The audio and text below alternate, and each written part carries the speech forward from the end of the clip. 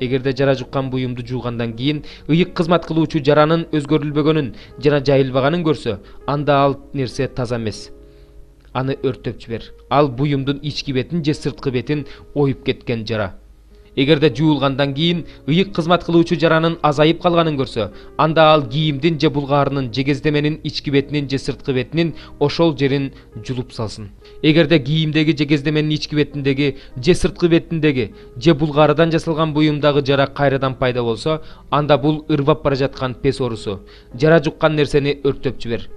Эгерде кийимдеги же кездеменин ички бетиндеги же сырткы бетиндеги же булгаарыдан жасалган буюмдагы жара жуугандан кийин жоголуп кетсе, анда аларды экинчи жолу жууш керек. Ошондо алар таза болот. Жүндөн же зыгыр бууласынан токулган кийимдеги же кездеменин ички бетиндеги же сырткы бетиндеги же булгаарыдан жасалган буюмдагы пес оорусунун жарасы жөнүндөгү аларды кандайча таза же таза эмес деп жарыялоо жөнүндөгү мыйзам ушул.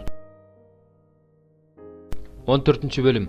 Теңир Мусага мындай деп айтты. Пес оорулуу жөнүндөгү аны тазалоо убактысы жөнүндөгү мыйзам мындай.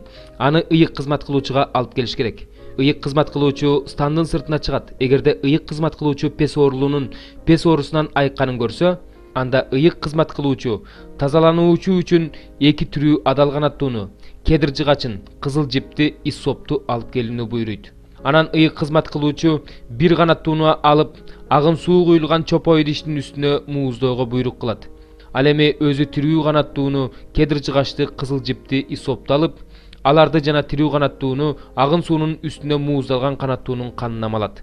Анан пес оорусунан тазалануучуга 7 жолу кан чачып, аны таза деп жарыялайт да тирүү канаттууну талаага кое берет.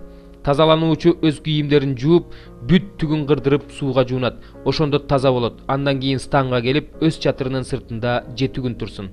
7-нчи күнү денесиндеги бүт түгүн, чачын, сакал-мурутун, каштарын кырдырат. Анан кийимдерин жууйт, денесин сууга жууйт. Ошондо ал таза болот.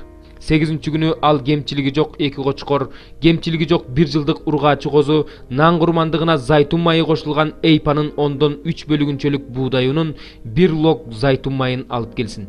Тазалай турган ыйык кызмат кылуучу тазалана турган кишини курмандыктар менен бирге теңирдин алдына, жыйын чатырынын эшигинин алдына коет.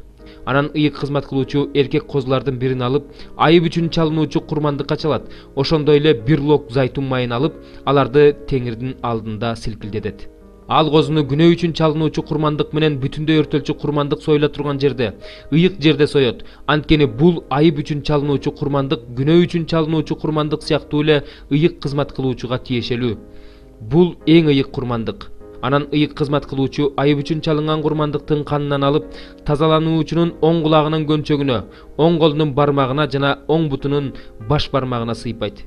Анан ыйык кызмат кылуучу 1 лог зайтун майынан алып, өзүнүн сол алаканына куят. Анан ыйык кызмат кылуучу оң колунун сөөмөйүн сол алаканындагы зайтун майына малып, теңирдин алдында 7 жолу чачат. Ал эми алаканында калган зайтун майды ыйык кызмат кылуучу тазалануучунун оң кулагынын көнчөгүнө, оң колунун бармагына, оң бутунун баш бармагына, айып үчүн чалынган курмандыктын каны сыйпалган жерлерге сыйпайт. Ыйык кызмат кылуучу алаканында калган зайтун майды тазалануучунун башына сыйпап, аны теңирдин алдында тазалайт. Андан кийин ыйык кызмат кылуучу күнөө үчүн чалынуучу курмандыкты чалып, тазалануучуну таза эместигинен тазалайт. Ошондон кийин бүтүндөй өртөлчү курмандыкты соет. Анан ыйык кызмат кылуучу бүтүндөй өртөлчү курмандык менен нан курмандыгын курмандык чалынуучу жайга коет. Ыйык кызмат кылуучу аны ошентип тазалайт. Ошондо ал таза болот.